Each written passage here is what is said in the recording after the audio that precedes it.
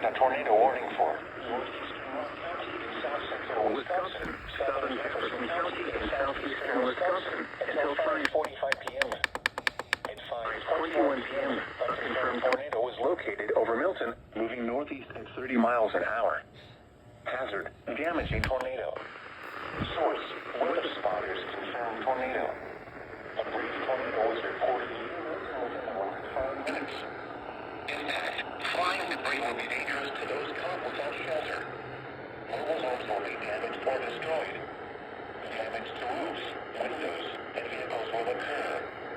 Tree damage is likely.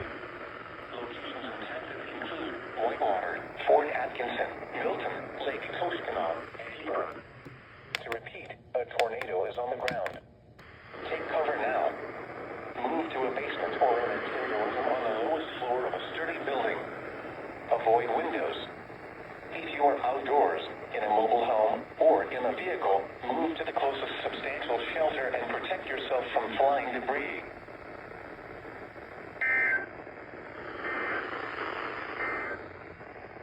A tornado warning. Radio KDC 60 p.m. for northeastern Rock County.